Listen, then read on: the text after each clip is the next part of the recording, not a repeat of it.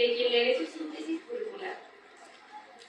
Doctor José Luis Pesina Alcalá, formación académica, licenciatura en Derecho y maestro en Ciencias Penales por la Universidad Autónoma de Nuevo León, posgrado en especialidad de Medicina Legal, Investigación Criminal y Policía Científica en la Universidad de Salamanca, España. Doctor en Derecho por el Instituto Nacional de Estudios Superiores en Derecho Penal. Doctorante en Problemas Actuales del Derecho Penal y de la Criminología, impartido en la Facultad de Derecho y Criminología de la Universidad Autónoma de Nuevo León por la Universidad Pablo de Olavide, España, en la que obtuvo el certificado de suficiencia académica. Certificado como capacitador en el sistema acusatorio por CETEC. En cuanto a experiencia profesional, juez de control y de juicio oral penal del Estado de Nuevo León, catedrático invitado en la Facultad de Derecho y Criminología de la Universidad Autónoma de Nuevo León en posgrado y en el sistema CEPAC. Conferencista nacional e internacional en tópicos de Derecho Procesal Penal. Actualmente catedrático en la Escuela de Derecho de Universidad de Monterrey, impartiendo las cátedras de Derecho Penal Especial y Derecho Procesal Penal. Editoriales.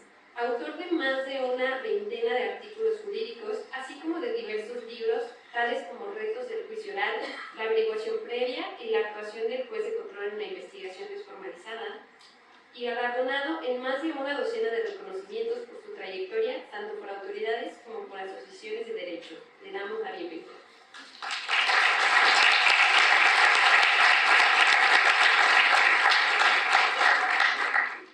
Bueno, disculpen que desvíe la atención, pero no puedo pasar por alto el felicitarlos porque llevar un evento de esta naturaleza requiere mucho esfuerzo, mucha dedicación, la sinergia que en este caso el Poder Judicial de Aguascalientes y la Universidad a través de la Facultad de Derecho, la verdad es que mis reconocimientos, porque al menos a mí me toca colaborar ya he escuchado en el Poder Judicial de Nuevo León y tanto en la Universidad de Monterrey como en la Autónoma, y no es común ver este tipo de eventos hoy en día.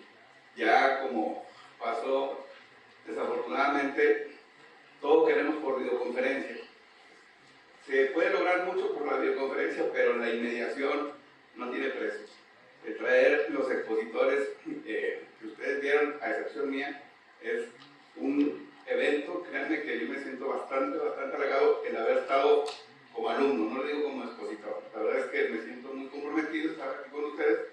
Espero respetar todo su tiempo y como académico uno recoge las ideas y las confronta y las pone a su disposición. De tal manera que definitivamente decía al doctor Eloy que tal parece que nos pusiéramos de acuerdo todos, porque lo que expuso cada uno de ellos pues son las ideas que tenemos conformes y se van a dar cuenta por qué. El tema que preparamos para ustedes es precisamente la exigencia del respeto a los derechos humanos en el procedimiento penal. Todos me van a decir, bueno, el respeto a los derechos humanos siempre va a ser así. Desde que se pronunció la Declaración Universal de Derechos Humanos, precisamente se estableció de tal forma que todas las personas nacen iguales en dignidad y derechos. Pero el tema es que pasan los años y parece que no es así. Y digo esto porque los principios marcan la ruta. ¿Y por qué hago mucho énfasis en esto? Porque el maestro pues, sería demasiado abstracto su tema, entonces lo vamos a contar el procedimiento penal. El día de hoy voy a hacer un esfuerzo a ver un mapa conceptual y ver cómo al menos afirmamos que no se están respetando todos los derechos humanos en el procedimiento penal en México. Y es obligación de todos y de todas a los que nos incumben. ¿Sí? Si me permiten iniciar. En el procedimiento penal tradicionalmente se va a llevar a cabo por la detención. ¿Quién lleva la detención generalmente? La policía, me van a decir todos. Pero recordemos que en México, ¿quiénes realizan funciones de policía? Municipal, estatal, Guardia Nacional, militar, incluso la Marina. Entonces, cada uno de ellos tiene su formación, pero no olvidemos que son representantes del Estado. Y como tales, ellos están obligados a velar por el respeto de los derechos humanos en ese primer momento que es la detención. Imagínense qué se tuvo que hacer a nivel nacional al crear el Registro Nacional de Detenciones y el informe policial homologado. ¿Qué estaba sucediendo? Un policía municipal en ocasiones no sabía escribir, y no lo estoy diciendo con burla, no sabían hacer un informe. Afortunadamente yo sí aplaudo que se haya hecho esa unificación. ¿Por qué? Porque es la forma de constatar que no se lleven a cabo detenciones arbitrarias.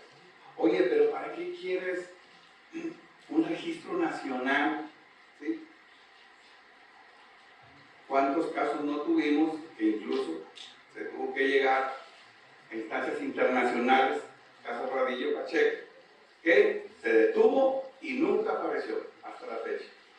Por esa razón tenemos que estar conscientes que ese primer momento tenemos que estar muy celosos. ¿Por qué? Porque los policías en todos sus esferas que comentamos ahorita estamos obligados a verificar que lleven a cabo diligentemente su actuación en el respeto de los derechos humanos.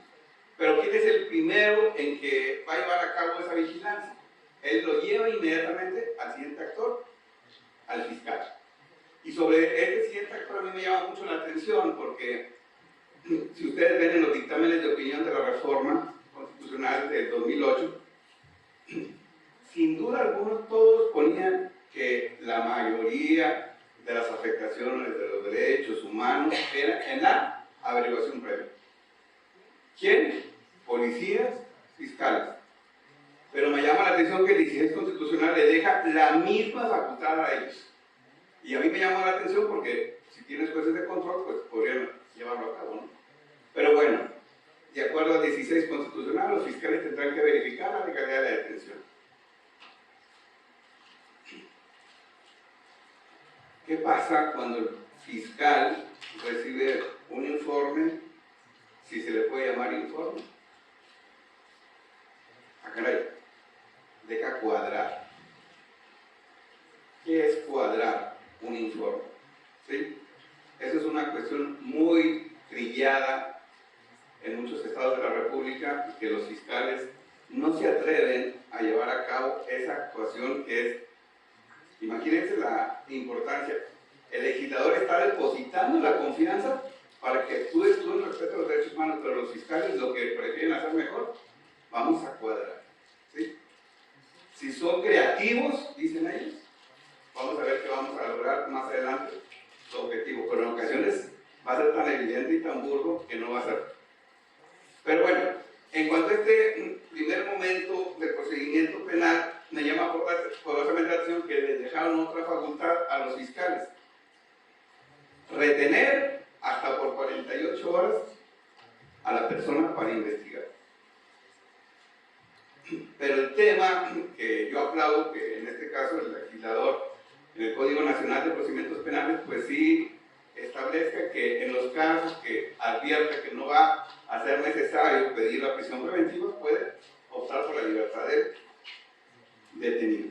Pero a mí me llama la atención porque tal parece que los fiscales estas 48 horas dicen que son por default.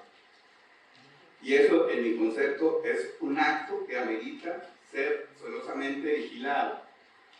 Y aquí llega el tercer actor, juez de control. Y es donde me ha tocado precisamente proponer, y no lo he visto con mucho éxito desafortunadamente. ¿Por qué?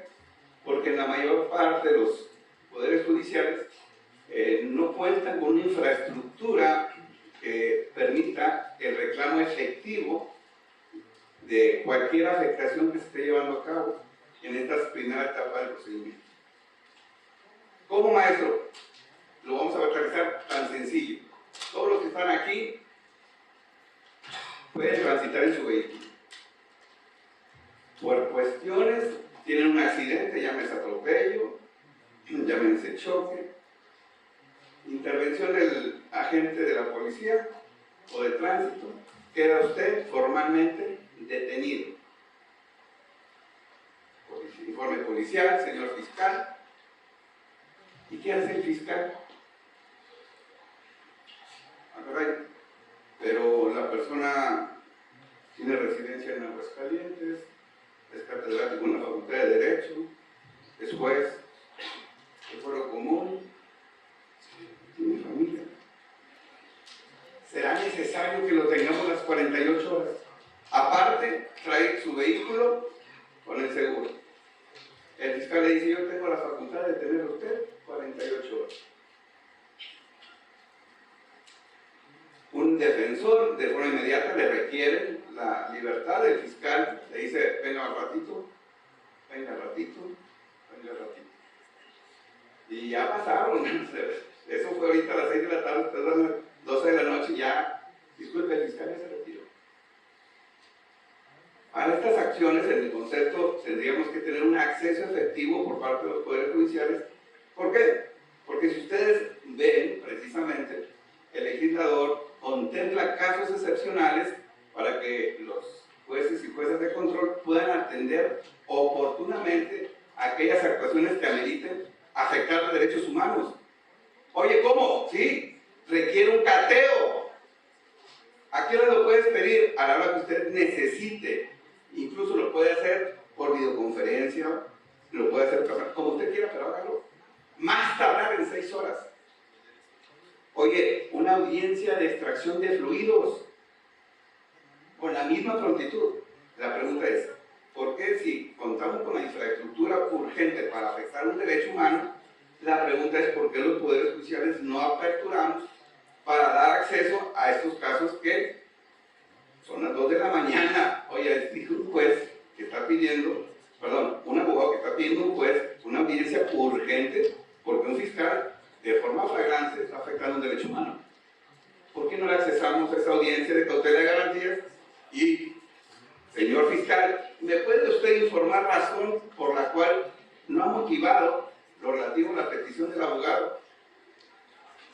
¿Qué tanto son 2 días? Seamos algo empáticos, ¿sí? Las personas que han estado algún día detenidos pues, nos podrían dar una mejor experiencia. Desafortunadamente yo no pudiera hablar desde la empatía, ¿sí? Y ojalá no quisiera que me pasara, ¿no? Pero debe ser bastante grave para esas condiciones porque estoy poniendo casos sencillos, ¿sí? Pero hay infinidad de casos en donde esta actuación de las fiscalías me parece bastante autómata, que sí es urgente que pongamos un stop, por ejemplo, ¿sí? Pero bueno, ¿qué sucede cuando ya pasamos a la audiencia de control? Va a decir el Poder Judicial, vamos a llevar la audiencia de control de detención cuando las labores del juzgado lo permiten. ¿Por qué? Porque dice el 16 constitucional que va a ser inmediatamente, pero inmediatamente, pues, como no nos dicen cuántos minutos, cuántas horas, pues vamos a tomarnos el tiempo que sea necesario, ¿sí? No sé aquí, pero yo sí advierto como a nivel nacional un término así promedio, que es que inmediatamente lo interpretan de hasta 24 horas, no sé qué, lo pueden orientar. Si un fiscal, por ejemplo, ahorita pide una audiencia de control de detención, son las 7 de la noche, van a decir, véngase mañana. Si tiene suerte, a las 9 a 10 de la mañana, si no es que hasta las 4 de la tarde. No sé, depende de la carga de trabajo que cada entidad tenga, ¿sí? Vecina, por favor, no hay capacidad de respuesta de los jueces de control. No la tenemos por una de las razones que comentaba el doctor Moreno el día de ayer. Perdón, hoy, mañana. Están judicializando todo. Si se judicializara lo necesario, creo que sí pudiéramos tener esa capacidad de respuesta. Pero sí me llama mucho la atención que entonces una persona que estuvo 48 horas ya se aventó 72. ¿Para qué? Control de detención, señor juez. Dice el defensor, no genero debate. Vinculación a proceso, no genera debate. No pido medida cautelar, váyase usted. ¿Para qué tuvimos detenido 3 días a esa persona? ¿Para qué estuvimos utilizando todo el sistema? ¿Sí? Vecina, creo que es muy importante que nos digan dónde viene la facultad que tú me estás diciendo para que un juez de control pueda hacer esto. Y eso es lo que nos tiene, en mi concepto, atados. Es lo que yo le llamo un formalismo que desafortunadamente en México no hemos podido quitarnos. ¿Sí? Es una práctica que incluso mañana pretendemos llevar a cabo un ejercicio con el compañero, una dinámica más práctica, ¿no? Pero ponemos muchos ejemplos, ¿no? Y aquí es muy importante llamar la atención porque en muchos foros que me ha tocado intervenir, jueces y jueces dicen, ¿me puede decir por favor el artículo donde usted me diga que diga esas facultades del juez? Muy bien. Con todo el respeto me podría decir por qué razón el legislador en el artículo 20 constitucional nos dijo, es un sistema acusatorio basado en principios. Y es, en mi concepto, es la gran oportunidad que se le está brindando al operador mexicano. Operar un sistema a través de la interpretación y ponderación de los principios. Es que eso nos va a llevar a prácticas totalmente aberrantes. Exigirle al legislador que nos establezca categóricamente todas las facultades de manera explícita, eso es realmente imposible. Por técnica legislativa, recordemos que incluso, como nos dicen en el nivel constitucional, hay facultades explícitas y facultades implícitas. Maestro, ¿cómo podríamos decir una facultad explícita? Pues ya me dijiste, audiencia de control de detención, vinculación al proceso, medidas cautelares, etc. Porque están exactamente en el código. Sin embargo, para poder dar vigencia al artículo primero constitucional, tendremos que tener esa actuación amplia de los jueces. Precisamente por eso vamos a aterrizar de una manera muy sencilla, si nos vamos un poquito más atrás. Un sistema acusatorio, ustedes se van a dar cuenta que viene en un sistema propio de un Estado democrático. División de poderes. Está el Ejecutivo, el Legislativo y el Judicial. ¿Quién es el contrapeso del Ejecutivo y Legislativo si no es el juez? ¿En qué momento el juez va a poder llevar a cabo esa actuación que va a hacer el contrapeso del ejercicio del poder? Si no es a través de esas actuaciones que afortunadamente en muchos países sí lo tienen, audiencia, cautela y garantías. Vecina, pero nosotros no la tenemos de forma expresa, no la necesitamos, ¿sí? Yo, cuando me toca hacer en otro estado, siempre voy a los tribunales y pregunto fiscales, defensores, pues, y me sorprende, pero gratamente, cuando yo veo jueces, juezas que de su actuación,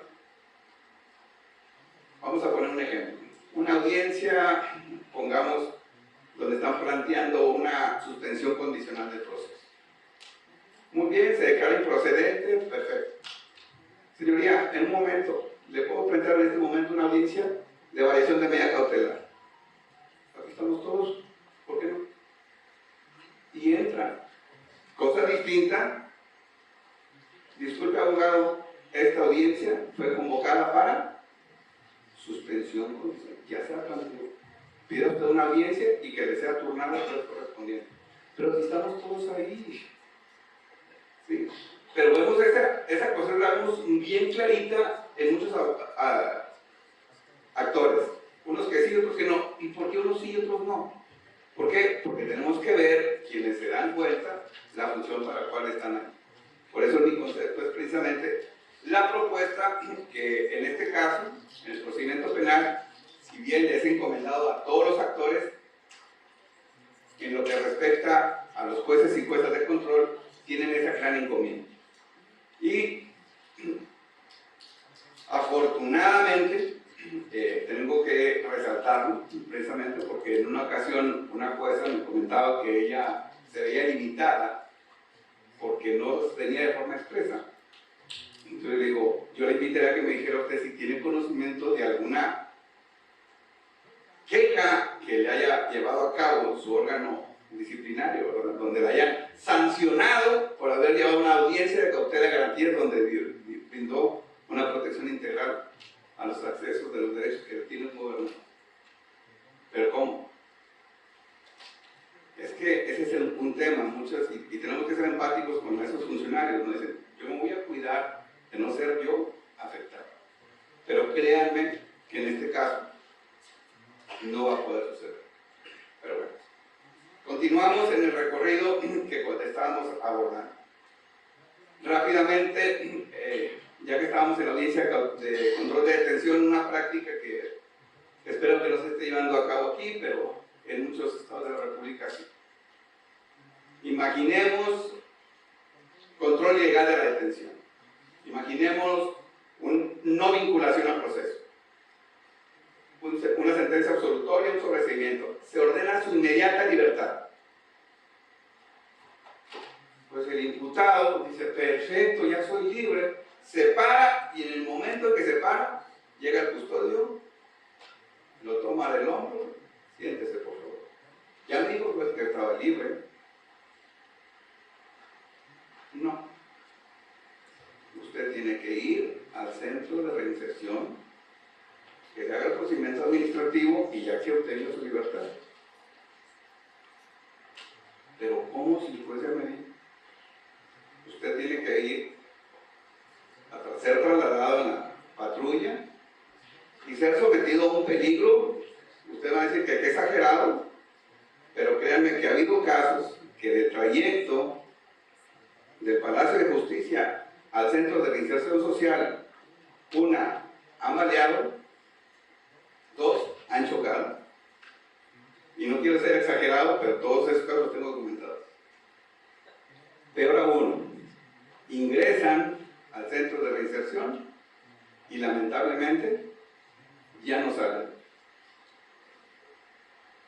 La pregunta es si es necesario que ese gobernado que tuvo su libertad tendría que ser sometido a esos riesgos innecesarios.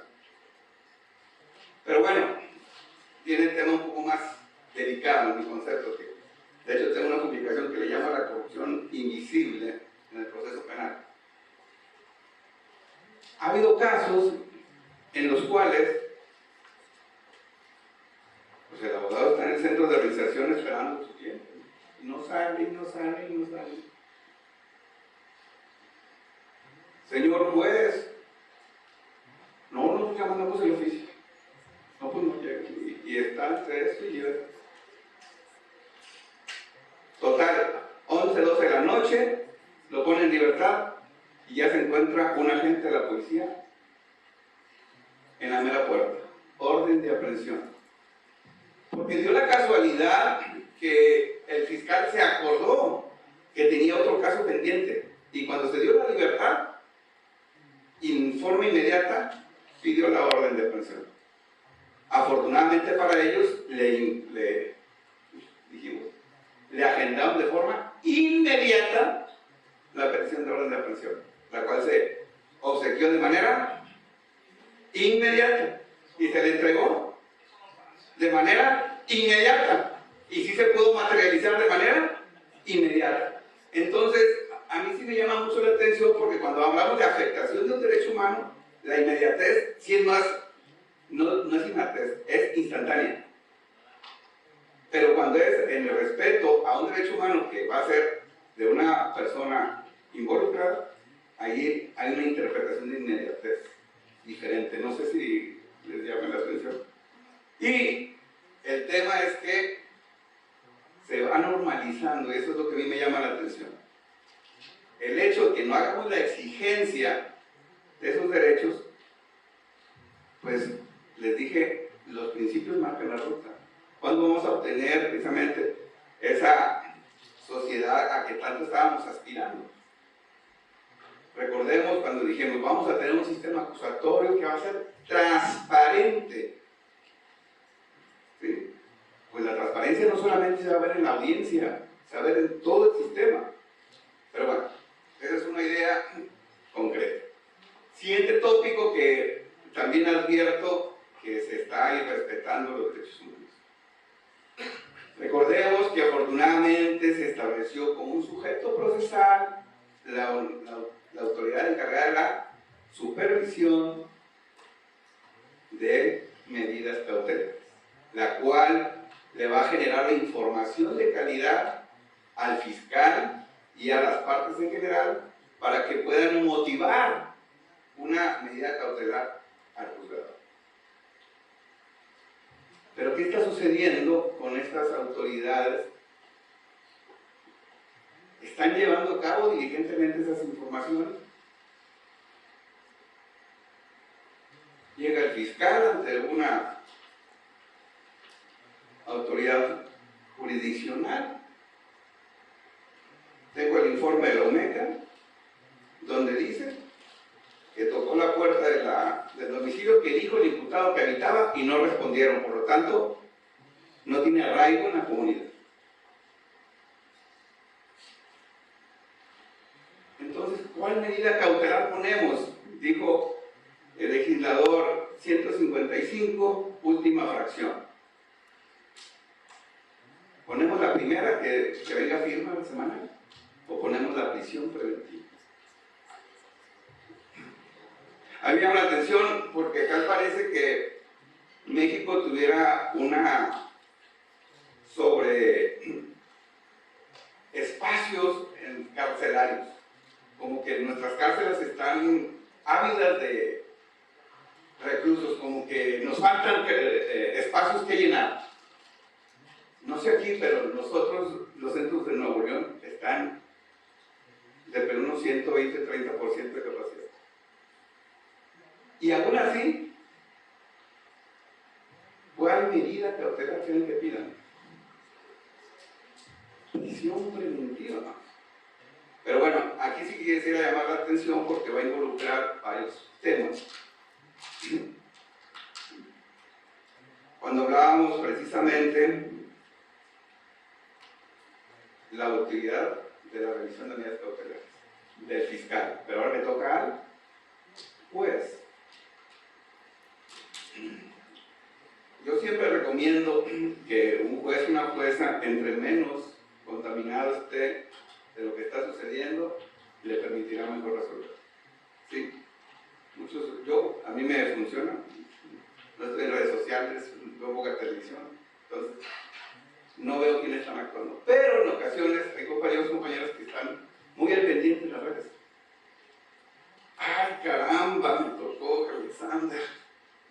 Ya está en Facebook, Instagram, están todos, pues el sujeto que le dio una golpiza a la esposa. Y si le dio una golpiza a la esposa, ese delito se llama tentativa de feminicidio. Ah, caray, pero ¿dónde está la tentativa? ¿Dónde están los actos idóneos? Dice, pues, caramba. Tentativa de feminicidio fiscal. Dice el juez, la jueza, ¿qué pasa si lo dejo nada más por violencia familiar? No, luego va a llegar, van a pedir prisión. Técnica del mínimo esfuerzo. Lo voy a dejar detenido. Al fin y al cabo, en apelación, lo van a soltar. El tema es que el tema se sigue visualizando en las redes. Que dice magistrado, magistrada. Hoy está la prensa. Lo va a soltar el juez de distrito. Se confirma. Llega el juez de distrito, garante, ¿verdad?, de los derechos humanos. No, mejor amparo para efectos. Dice el abogado, no, ¿cuál amparo para efectos? Resuélveme en el fondo. Revisión. Colegiado. Oiga, magistrado, magistrada, es el tema que aquel. Pero fue hace 2 años. No siguen vigentes. No, confirman y que vuelvan a hacer la audiencia. Pasó un mes, pasaron 2 meses. Estamos hablando, compañeros, compañeras, estamos promedio de 1 año a 2 años este procedimiento, el cual debió haberse visto desde la primera audiencia.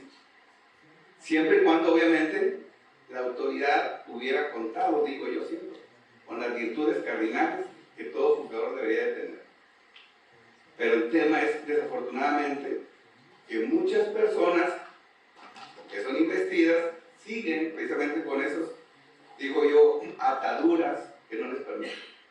Por esa razón, vuelvo yo a insistir, yo sé perfectamente que me van a decir, una cosa es la doctrina, otra cosa es la práctica. Créanme que no. Créanme que no, porque en el momento en que en los espacios que tenemos como estos, que no hacemos esa exigencia, como sociedad no podríamos avanzar. Me ha tocado, compañeros, compañeras, que me han dicho, vecina, es más fácil que yo me probleme si lo suelto a que lo deje. Ya ante esa persona yo no podría ya más seguir continuando. ¿Por qué? Porque te está diciendo que él está actuando únicamente en su beneficio. Perdemos totalmente de esto. Pero bueno, continuamos con otro momento en que creo que en el procedimiento penal se siguen irrespetando los derechos. Bajo, digo yo, el velo del formalismo. Caray, fiscal hace la acusación, pero está todo documentado que la víctima, la verdad, te dijo que no fue así los hechos. Están pruebas que corroboran ese tema. ¿Es necesario que dejamos que el asunto llegue hasta juicio? Está perfectamente documentado, ¿sí? Señor fiscal, aquí tiene usted las pruebas donde viene a corroborarlo. ¿Por qué no se desiste de la acción penal ni pensarlo?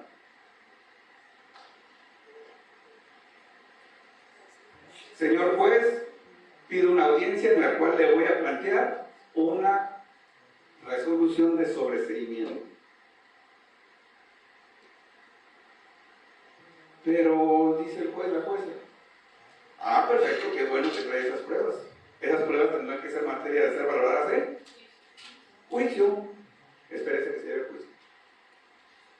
Entonces, ¿para qué se generó la audiencia de sobreseimiento? Cuando decimos, hay datos objetivos. Pues espérese que tanto va a ser 1 año, 2 años que llegue el juicio. Se llegó el juicio absolutorio. Si la persona estaba libre, vamos a decir, la afectación es menos. Pero ¿qué pasa cuando las personas están privadas de la libertad? ¿Sí? Este tema sí me parece bastante grave porque sí, bajo este velo que le llamo yo, del formalismo, muchas autoridades están dejando de atender diligentemente esa enorme responsabilidad que tienen. Siguiente tópico, avanzando. Llegamos a la audiencia intermedia. El fiscal está poniendo de base en su acusación pruebas obtenidas de forma ilícita. Para la defensa fue bastante simple poder evidenciar esto, porque trae las pruebas donde se pone de manifiesto que la prueba fue obtenida de manera ilícita. ¿Cómo? Dice el policía que el celular lo recolectó en tal parte, pero resulta que cuando el imputado estaba detenido, el celular lo traía con él. Hoy en día es muy sencillo, sobre todo con estas cuestiones, de poder evidenciar. Señor juez, le pido, me permita generar prueba para poder establecer la ilicitud de esa prueba, y de esa forma el fiscal se desista de la acusación. ¿Sí, cómo no? Lo vemos en internet. Señor juez, pronúnciese en cuanto a la ilicitud para que se excluya esa prueba de parte del señor fiscal. Porque el fiscal sostiene que esa prueba la obtuvo en tal lugar, cuando la verdad es que tenemos probanzas donde esa prueba no se obtuvo allá, se obtuvo acá. Y por lo tanto usted tiene que excluir esa materia probatoria. No, porque para poderlo hacer tendría que visualizar esa prueba. Pues hágalo. No. ¿Dónde se tiene que visualizar? en juicio oral. ¿Qué tanto? No sé aquí, pero nosotros ahorita tenemos una agenda de 6-7 meses, más o menos, por una audiencia de juicio oral. Pero ahorita que lleguemos les comento qué está pasando todavía. Pero bueno, grave en mi concepto, no sé qué opinión tengan ustedes, pero son cuestiones que fácilmente se pueden salvaguardar. Continuamos y llegamos rápidamente a la audiencia de juicio oral. Nótense ustedes perfectamente que el legislador no contempla algún supuesto en el cual, llegado el momento para la audiencia de juicio, no se puede llevar esto. Sin embargo, ahora sí, no sé, ustedes me podrán orientar qué están sucediendo en sus estados. Aquí en Aguascalientes les estoy hablando en mayor parte de Nuevo León, pero siempre procuro verificar qué está pasando en otras entidades y no es diferente. Acá, Tamaulipas, Coahuila, Durango también. Juicio oral. Señor juez, le solicito que se reprograme esta audiencia. ¿Por qué, fiscal? Bueno, mire, tengo estas pruebas y sin embargo me faltan tantas. No pudiéramos hacerlo. Señor juez, mi homólogo que llevaría este juicio, mire, está incapacitado. Típico, que no me van a decir que no pasa con el de enfrente. ¿Qué nos dice el defensor? Me acaban de nombrar. Requiero. Sí. Estrategias para reprogramar una audiencia de juicio oral. Creo que no tendría caso estar diciendo porque sabemos la creatividad que tenemos. ¿Estamos de acuerdo? Se están reprogramando audiencias. Que se programen una vez creo que es razonable. Y si les dijera que se reprograman por 15 ocasiones, que se pasa del año en celebrar una audiencia de juicio por reprogramación, por reprogramación. ¿Quién lo está tolerando? ¿Sí? Yo te paso una. Casos de tal vez 2. 14 veces una audiencia de reprogramación. Un año, 6 meses, por favor, ¿de qué se está tratando esto? Pero bueno, ojo, porque aquí definitivamente nos involucra a la autoridad judicial. ¿Sí? Vamos a empezar la audiencia. Y aquí nos vamos a ir con los de enfrente, Poder Judicial Federal. Es muy importante que ustedes me podrán orientar, criterio que estén llevando a cabo sus colegiados, porque al menos los de cuarto circuito, ¿qué opinión tengan ustedes de lo que están haciendo ahorita con una avalancha de audiencias de reposición de juicio? ¿Por qué se reponen las audiencias de juicio hoy en día? El artículo 351 nos marca categóricamente las causas por las cuales se puede suspender una audiencia de juicio. Caray, son las 7:25 de la noche. Empezamos la jornada a las 9 de la mañana. Creo que es razonable suspender la audiencia para poder continuar mañana. Vean por favor si la hora viene como causa para suspender la audiencia de juicio. De forma inexplicable, la jueza suspendió la audiencia. Y no viene en el artículo 351. Una violación flagrante a las reglas del debido proceso, dice el colegiado. Repóngase la audiencia. Ah, caray. Siguiente causa que están haciendo. La audiencia se inició el lunes. El fiscal le comenta, señor juez, el perito en materia de psicología, aquí está, se encuentra en el periodo vacacional, no lo tengo ubicado, regresa la próxima semana. Nos vemos mañana. a decir el fiscal? ¿A qué quiere que hagamos mañana? Pues no tiene sentido. ¿Qué dice el juez, la jueza? Bueno, nos vemos el próximo lunes. Si lo marca como causa de suspensión el 351. No, señor, dice el colegiado. No se está llevando la audiencia de juicio de manera ininterrumpida. Se rompe con la concentración. Oye, cuando le estaba platicando a los doctores de estas cuestiones del formalismo tranza que le llaman, me dice el doctor Moreno, vecina, pero ya está escrito desde hace más de 50 años. Para que se dé una causa de reposición de un juicio, tiene que ser determinante la causa que lo generó. ¿Estamos de acuerdo? En este caso, el hecho que no se haya cumplido gramaticalmente con el 351 es causa determinante para ordenar la reposición. Vecina, pero es que no estamos muy adecuados con esa doctrina en Centro y Sudamérica. Perfecto. Cuando hablamos de aplicación de derechos humanos, ¿en qué consiste el principio de proporcionalidad? ¿Qué no nos dicen que tendremos que poner en una balanza?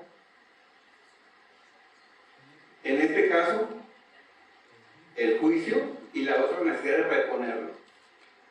¿Sí? Si yo les pusiera casos tan drásticos que tú dices, ah, caray, se condenó al sujeto por un homicidio calificado.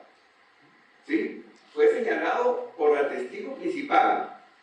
Estaban en el hospital cuando llegó el sujeto, ella estaba cuidando a su marido, entra, saca la pistola y le dispara. Y ella lo reconoce en la audiencia. Se repone la audiencia. ¿Será exagerado en pensar que ella ya no puede ir al juicio? ¿Qué creen que pueda pasar con ella? México tiene la infraestructura que nos dice la ley de protección a testigos. Muchos testigos ya no van a ir. Nos ha tocado casos de homicidios calificados, secuestros, violaciones, donde las víctimas ya no van. El fiscal ya no cuenta con formas de poderlas obtener. Y la pregunta es, desafortunadamente, porque al menos vemos que las investigaciones están depositando el fuerte en los testigos y no en la prueba científica como originalmente se nos había hecho creer. ¿Cuál es el resultado de esos juicios? Vamos a tocar un tema más grave que se nos presenta con el tema de víctimas, sobre todo cuando involucran emociones. Niños, mujeres, que el hecho de ir a una audiencia de juicio les resulta ser sumamente traumático. Pregunta: ¿creen ustedes que una audiencia de reposición de juicio no involucre una revictimización? A mí me llama la atención. A ver, yo no tenía cómo responderle en un caso que tuve, porque está la mamá del occiso y obviamente los testigos ya no fueron a la audiencia de juicio. Ya sé a dónde van, nos dice la señora, pero llorando, imagínense. ¿Cómo quieren que vengan los testigos? Uno está desaparecido, porque vulgarmente así lo dicen allá, fueron y lo levantaron de su casa. El otro está ejecutado. Todo el mundo sabe que el sujeto que encontraron decapitado correspondía a él. ¿Por qué? No van a venir y ahora van a decir ahora que lo van a poner en libertad. La señora te lo está diciendo en juicio. Bueno, es que disculpe, es que sabe que el juicio donde originalmente sí vinieron los testigos y contábamos con todo, ahorita el fiscal pues ya no puede, porque ordenaron la reposición del juicio porque nos pasamos los 10 días. Dice el legislador que en 10 días se hace el juicio, se hace el juicio. Ah, caray. No sé ustedes, pero yo sí advierto una interpretación con un formalismo, le llamo yo, a ultranza, no sé ustedes. Y a mí me llama precisamente la atención porque es hora precisamente en que los jueces y los jueces tendremos que motivar a cada actuación. Vaya, con esos golpetazos que tenemos, son las 7 horas de la noche con 32 minutos. Razonablemente, este juez, créanme, tiene necesidad de ir a comer, tiene que ir a descansar. Afortunadamente, en ocasiones me anticipa un defensor, dice, señor juez, soy diabético. Nomás le digo, si usted sigue el juicio, corremos el riesgo que me vaya a desvanecer aquí. Porque somos seres humanos, no somos máquinas, no somos robots que están operando una máquina, ¿sí? Si ustedes van, como ustedes tienen, aquí son una ciudad muy industrial, a cualquiera maquiladora, si vienen allí protocolos, y todos los días, más de eso, igual así, un juez, una jueza, no podemos actuar así. Tenemos que tener en cuenta que somos personas, ¿sí? Ya para finalizar, en juicio, artículo 400. Se va a dictar el fallo inmediatamente. Muy dentro de la audiencia fue la víctima, el testigo y la perito en psicología. Pues, ¿qué más quiero? Caso de violencia familiar. Caso duró hora y media. Todo el juicio.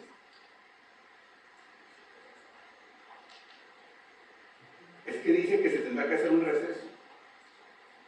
Y el juez no hizo el receso. Dijo el juez, yo estoy actuando de forma unitaria. Con la inmediación me permite emitir el fallo en este momento. Y por lo tanto, doy cumplimiento al artículo 401 diciendo, esta audiencia es absolutoria condena por esta razón. Apelación. Se repone el juicio. ¿Cómo es posible que el artículo 400 del Código Nacional de Procedimientos diga que se tendrá que hacer un receso y el juez no lo hizo? No sé, pero yo sí advierto como que estamos hablando de una interpretación de un sistema totalmente diferente, a pesar de que estamos hablando de la misma normatividad de ustedes. ¿Sí? Pero bueno, no quisiera robar más su atención. Con esto me quedaría más que exhortar en este sentido a todos y a todas en el campo que nos toque, llámese defensa, fiscal, y en este caso, por excelencia, los jueces y juezas, el tener que hacer acciones efectivas para que de esta forma se respeten los derechos humanos cuando están involucrados en un procedimiento penal. Muchas gracias.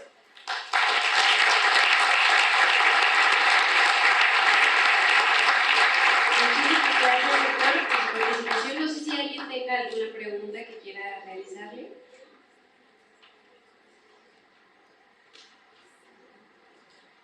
Primero, gracias, señor juez, por tu plática, muy interesante, sobre todo todos los puntos que sacaste. Yo no sé, en este aspecto, la pregunta es, hablabas hace un momento como algunas personas te pedían el artículo, ¿no?, para fundamentar la facultad. Yo no sé, por ejemplo, en el caso concreto de que hablas del control de detención, si desde el sistema tradicional, que esa parte era una cuestión acusatoria del sistema tradicional, la ratificación de la legal de detención, que se interpretaba, digo porque no me tocó estar en el sistema anterior, que en cuanto te llegaba el auto de erradicación era inmediato. Claro, ahí tenían la facultad de hacerse patos, poner en el auto horas de que supuestamente fue inmediato, firmarlo en la mañana del día siguiente, ¿no? Y notificarlo. Pero por lo menos buscaban un poquito poquito la forma de cumplir con que si me lo pusiste a disposición a las 3 de la mañana, yo aparentemente dicto el auto a las 3 de la mañana con 3 minutos y lo termino a las 3 de la mañana con 15 minutos, lo firmo, pero te lo notifico el día siguiente a las 9 de la mañana y ratifico la legal detención. Digo, lo hacían así, pero también no se paraban y hasta el día siguiente hacían el acto, ¿no? Aquí el tema es, yo no encuentro ningún fundamento constitucional, o sea, creo que el tema de buscar las facultades, no sé tú ahí en ese aspecto, las facultades se buscan cuando te permitan, o cuando quieras una ley que te permita restringir derechos. Si lo que tienes que hacer es garantizar, como bien decías tú, el derecho, pues no tienes que buscar un fundamento legal. O sea, finalmente el fundamento legal es el 16 que dice con la misma prontitud ante el ministerio, ante el juez, y el juez inmediatamente tendrá que ratificar la detención, ¿no? Y pues creo que ahí inmediatamente viene en ese aspecto.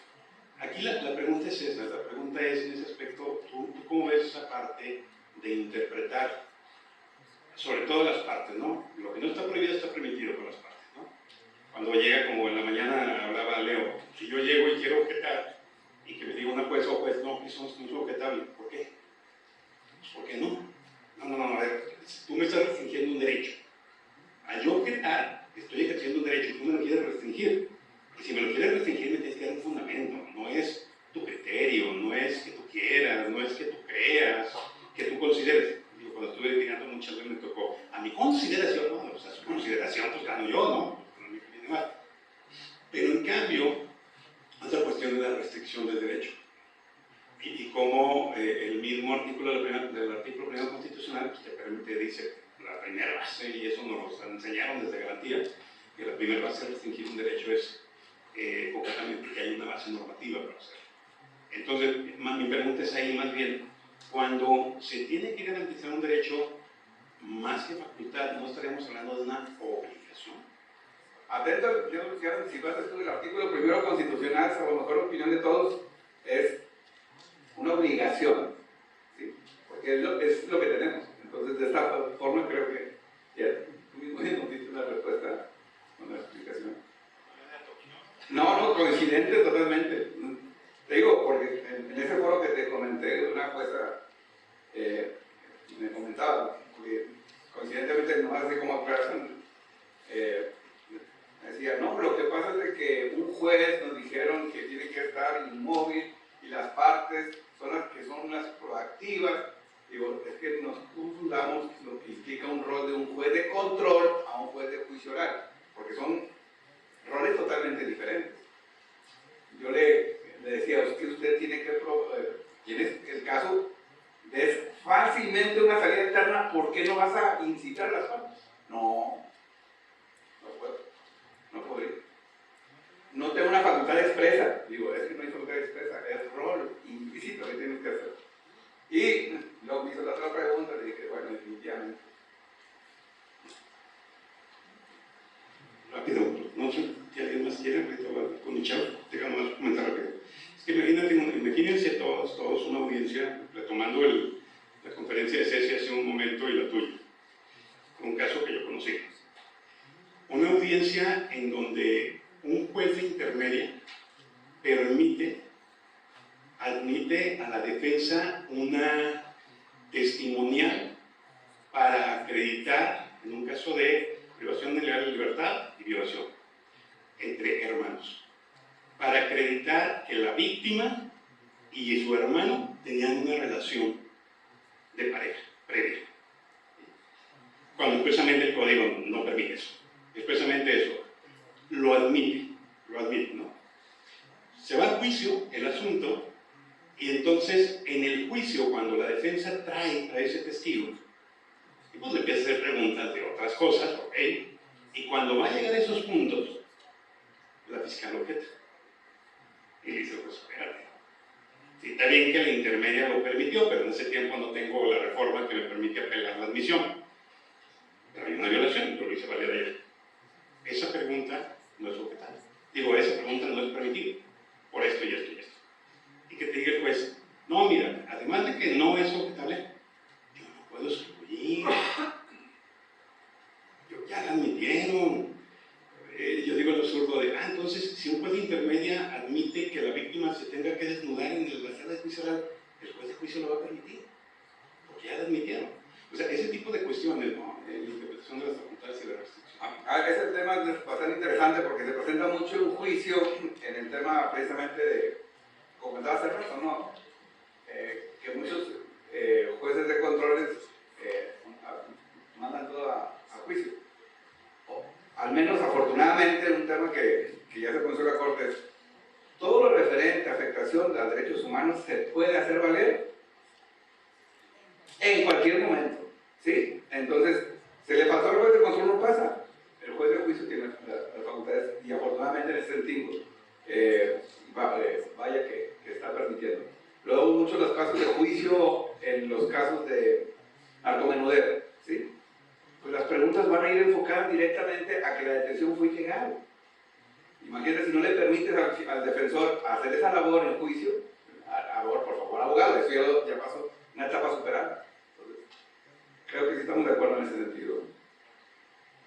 Muchas gracias, doctor. Primero agradecerle la valiosa ponencia que acaba de dar.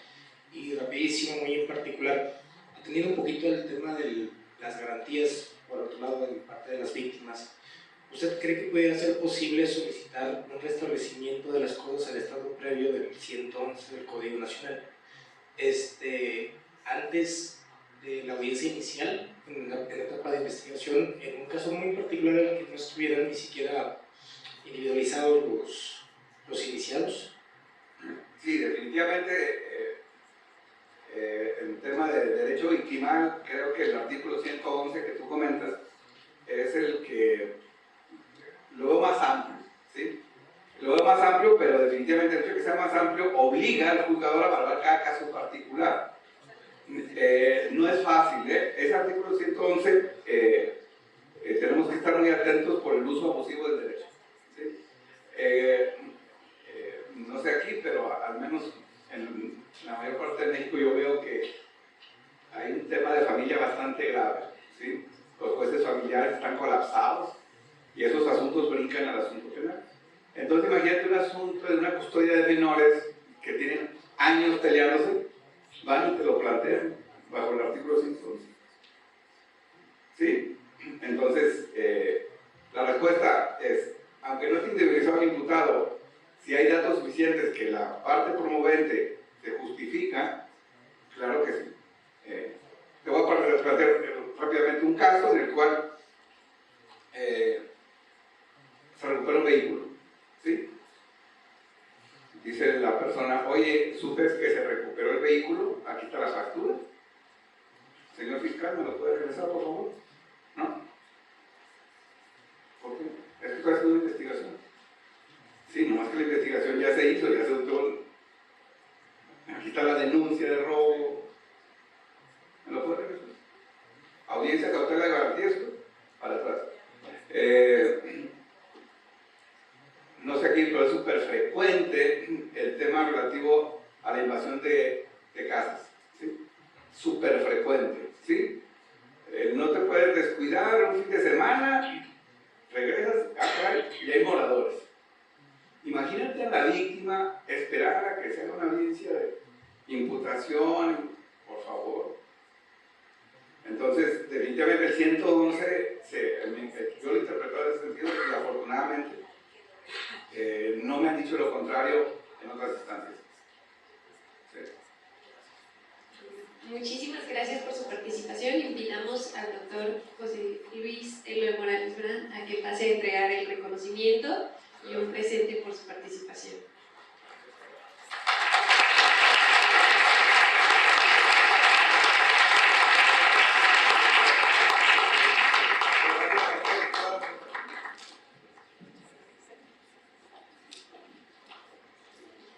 Bueno, les agradecemos a todos y todas el haber asistido en este segundo día de congreso.